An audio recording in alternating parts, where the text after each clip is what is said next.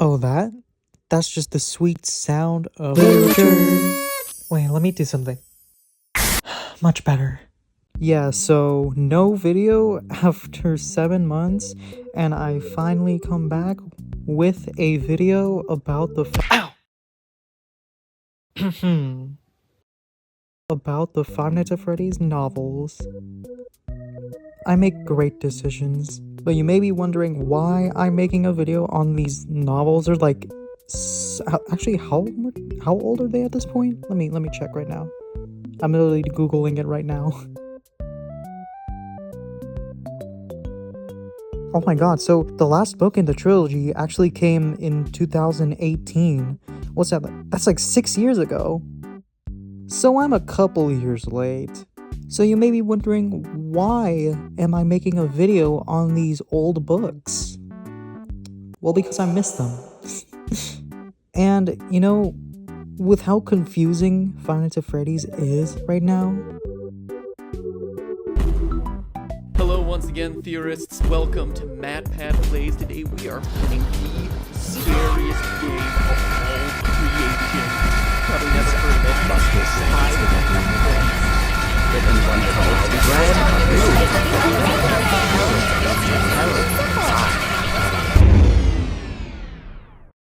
It's good to like look back and see like where we came from and like how much it changed. I hope you die in a fire. And I also wanted to know, like, were they badly written? Because people say that, you know, they weren't the greatest written, or I've seen like people say they weren't like the greatest written books.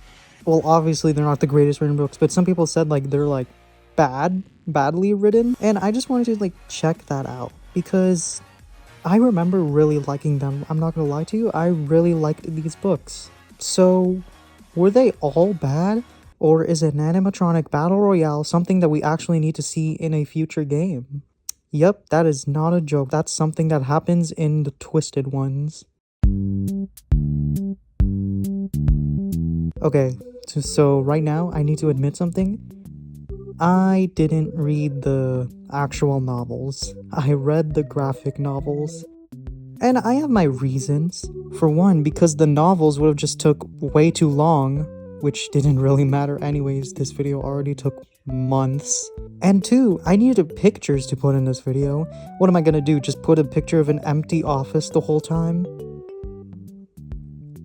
Oh.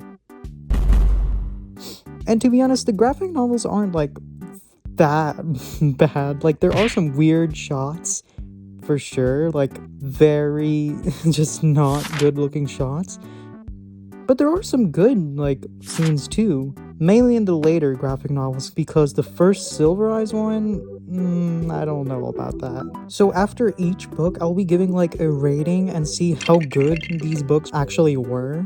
And one reason this video actually took a long time is because of animations I put into it. Don't expect much, they aren't really good, and like, I am not that great of an animator, but throughout the video they do get better. So I guess that's one reason you should stick around, I guess. Also, yeah, there is like a really good one at the end, so make sure you watch that. So let's put on our detective outfits, because it's time to investigate if these books are horrifyingly bad or terrifyingly terrific. Yep, we're just gonna roll with that. Welcome to the Silver Eyes.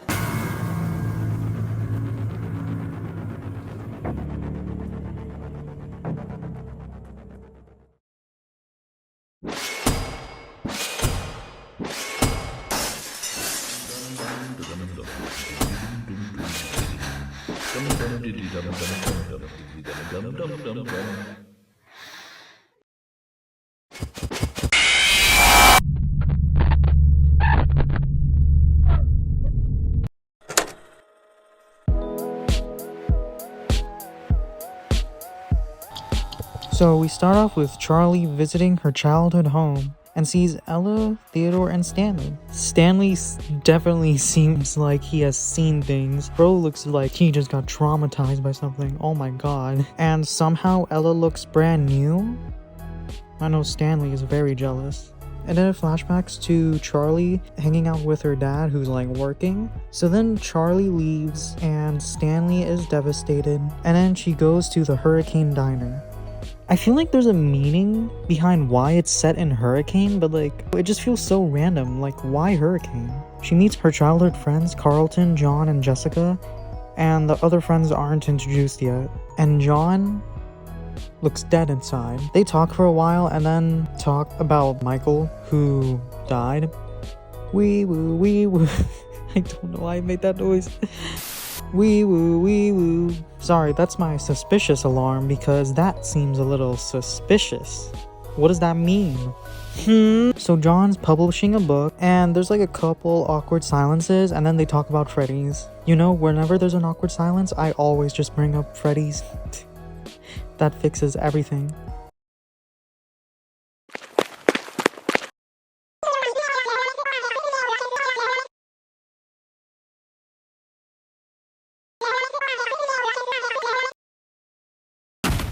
Carlton says they built over Freddy's, just like Security Breach, surprisingly, which I think it's known now that those games, Security Breach and Ruin, like took inspiration from these books. Anyways, yeah, Charlie goes outside because she's a big crybaby, and then they talk about Freddy some more. And then Charlie says that she remembers Freddy being yellow. Well, I guess not say, but like implies that she thought like Freddy was yellow. And then her friends check up on her because like, no, he's not. And then Charlie kind of gets mad at Carlton. And then there's another creepy shot of Charlie. First we had John, and then we have Charlie. Bro, the animatronics aren't even going to be the creepy characters in this book. It's going to be the humans.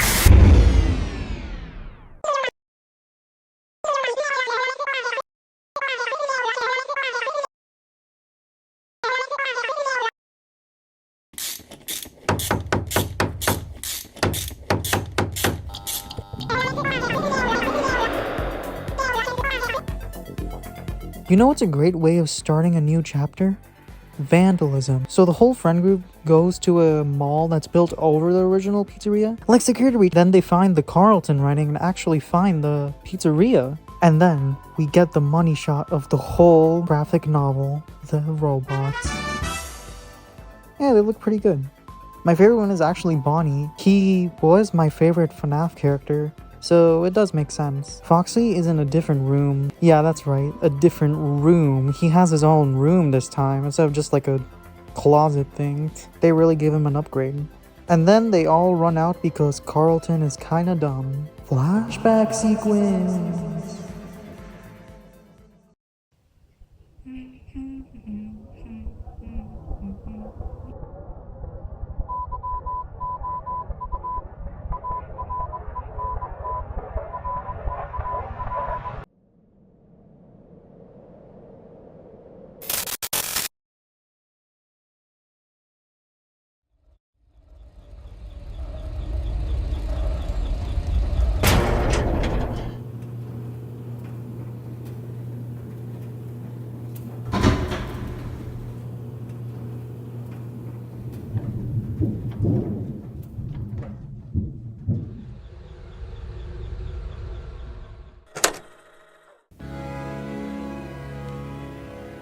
So now Charlie meets Marla and Jason again.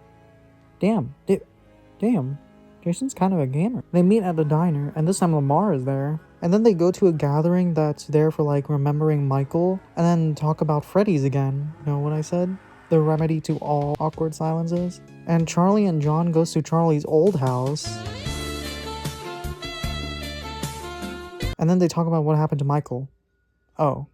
Hey, wanna race? Vandalism! They break into an abandoned mall and Charlie wants to feed Jason to Foxy. Her true intentions are finally showing. So then they go to the robots and, you know, they don't look that bad. They actually look pretty good. And then they find a secret room under the stage. What? There's a whole control panel. And then when you press on a button, well, there's lights that turn on Bonnie. Cool! Then they realize the cameras don't show the whole place.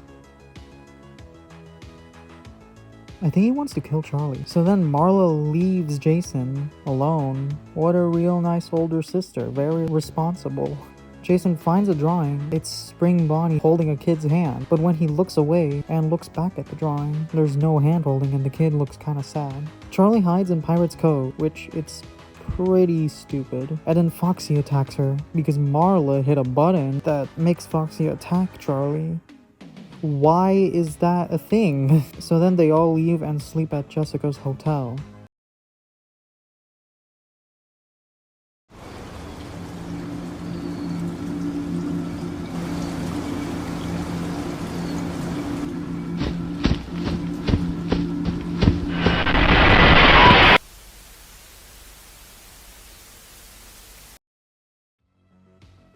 Charlie wakes up from a nightmare. John finds her outside. She starts talking about Fredbear's and her mom leaving.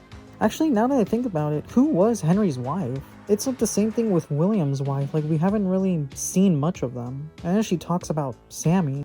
Heavy air quotes there. If you read these books, you already know why I'm doing that. And then the first plot hole moment that messes up some of the game's rules about spring locks. Spring Bonnie is juggling and standing on one leg. But in the games, you shouldn't move around in a springlock suit, otherwise you die. Try not to nudge or press against any of the spring locks inside the suit. Do not touch the spring locks at any time. So how is he not dead? Well, if you want the answer to that, go check the video I made about spring locks. It doesn't really answer this question, but it's a good video. So then they actually try to go and find Fredbear's family diner. Charlie yells stop, and they find the diner, and surprisingly, everything's gone. Kinda sad actually, I wanted to see Fredbear. And then she has a flashback of Sammy being kidnapped. Heavy air quotes again. And then Charlie has a mental breakdown for about 2 seconds, and then they leave the diner. Vandalism! So they meet at the mall again. And this time the guard catches them. Charlie does some negotiating and says that he can come with them. That would never work. It actually works. Why? He's a guard. He can go there and see it himself. He says he's not an idiot. Totally. He says that his name is Dave, and John seems kind of suspicious of him. Why? Dave says the mall was built to attract business, but the workers were creeped out, like it was haunted or something. Then Charlie notices marks on his neck. That could totally not mean anything. Dave implies that he's been there before. Charlie also becomes suspicious of Dave, even though he hasn't done anything. Leave Dave alone, man. Come on. I'm making the Dave support squad. Jessica and Lamar try to make the robots dance, but yeah, they definitely suck at it.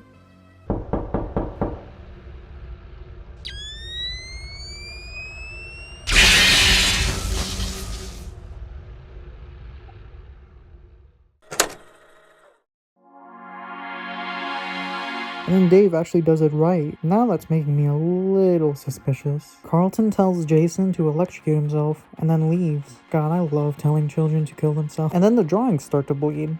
What? Bonnie notices Dave and then freaks out. Why? He's just a normal guy. Cool shot though. And then another cool shot. And then Lamar blames Dave. What did he do? He's just making them dance. They split up to find Dave and Jason, but then we cut to Dave running away, and then touches something yellow and furry. I wonder what that could be. Jason is running and sees Bonnie, and then he tells Carlton that he saw Bonnie, but Carlton says that's impossible. Have you seen the franchise that you're in, bro? Nothing is impossible at this point.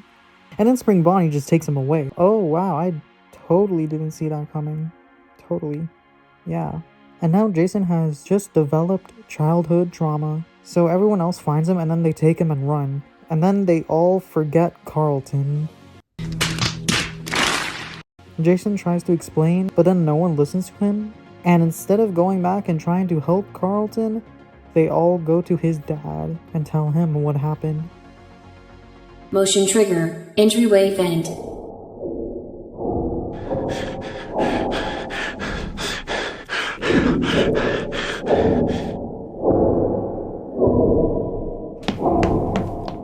Motion trigger. Circus gallery vent.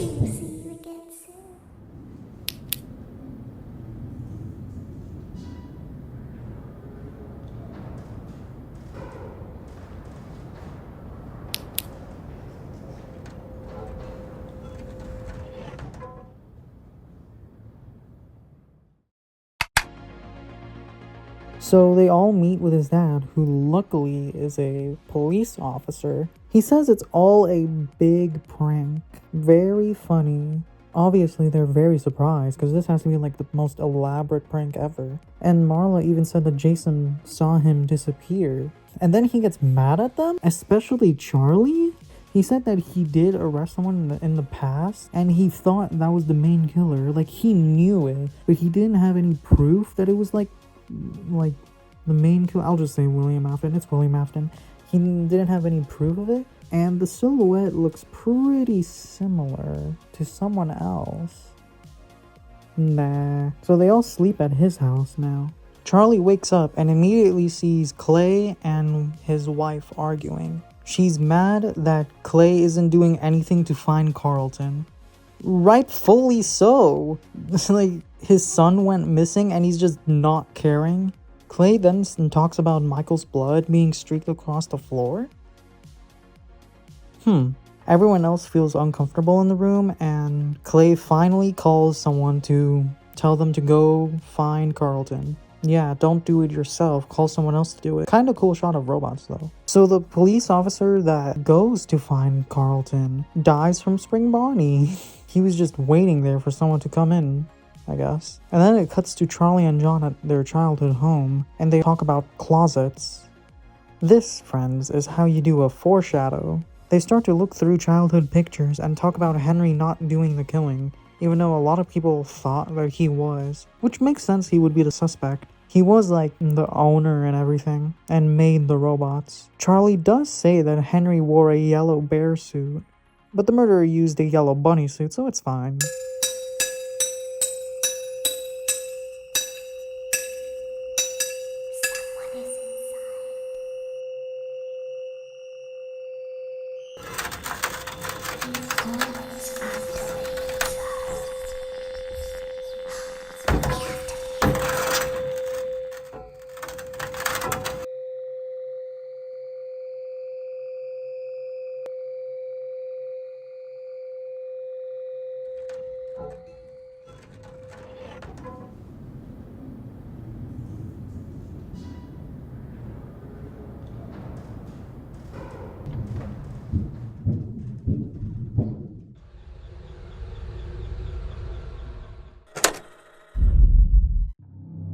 Wait, what?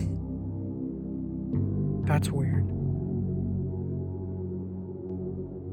They talk about Henry's death. Her aunt had to pick her up from school, and Charlie kinda saw the murder scene accidentally. Just don't bring her inside the house. I guess she is a kid, she can't be left alone, but like, just tell her to stay in the car. Just, I don't know, man, that seems weird. Henry actually made a robot to kill him.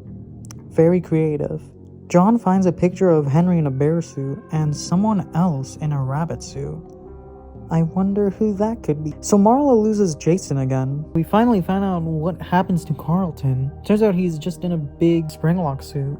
And then Spring Bonnie comes in, and then we find out who Spring Bonnie was this whole time.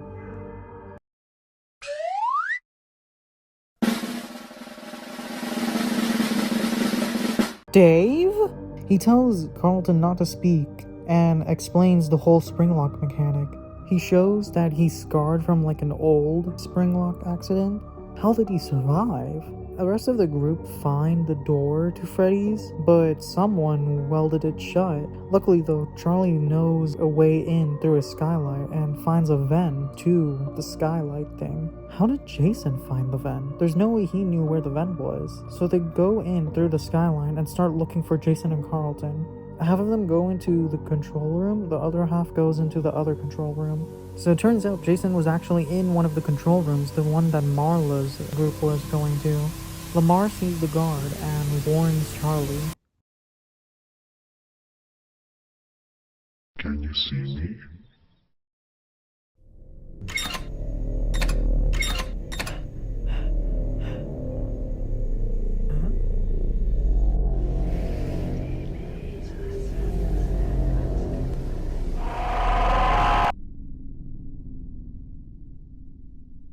System error. Please reset program. Failure to reset will cause visual and auditorial distortion, overheating, and loss.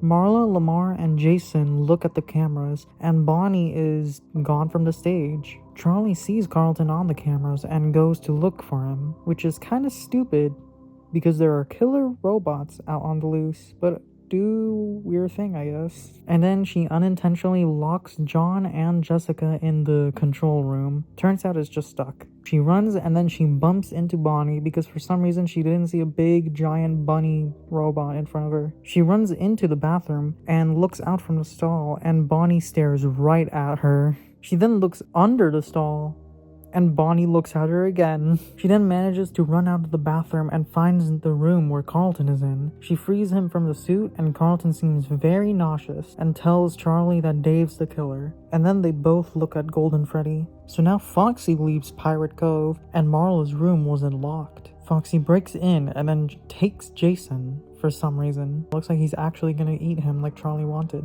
We then cut to Charlie and Carlton. Dave comes back in the room and Charlie knocks him out with a baseball bat. Wow. They go to the kitchen and Chica finds them there. Of course she does, that's her area. God, have you ever played the games? They somehow escape and find John and Jessica. They go to find the murderer for help.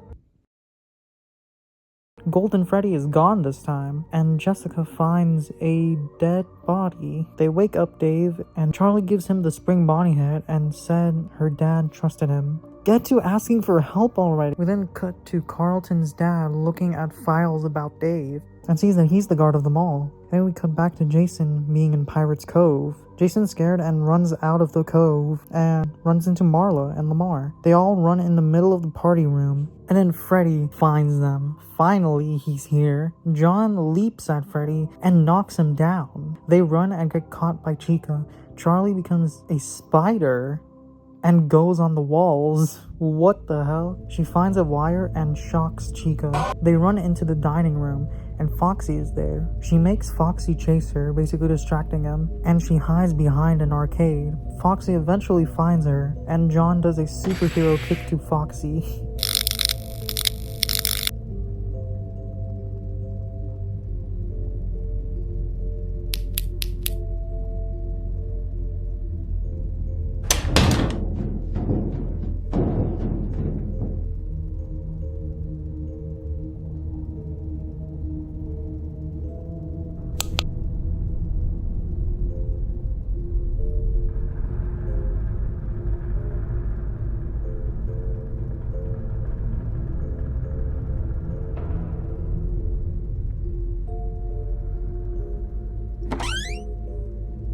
They return to the dining room, and they all get trapped by the robots. This actually looks really cool. So Golden Freddy shows up, then Burke shows up with a sledgehammer, and Charlie gets grabbed by the throat. What is going on? It was Spring Bonnie who grabbed her, so Charlie reaches into the neck of the suit and activates the spring locks to spring lock Dave. Damn, bro, come on. So while Dave is twitching in the suit and dying, Freddy just drags him away. Just like the movie! So then they all leave, and John and Charlie meet at the gravestones. Kind of weird ending. So, what could I investigate about this book?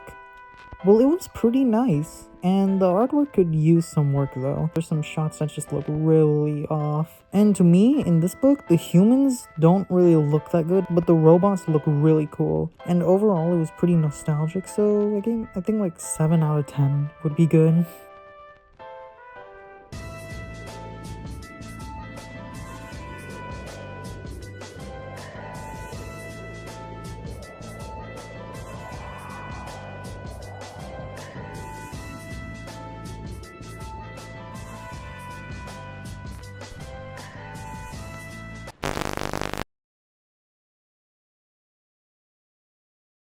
The scooper only hurts for a moment.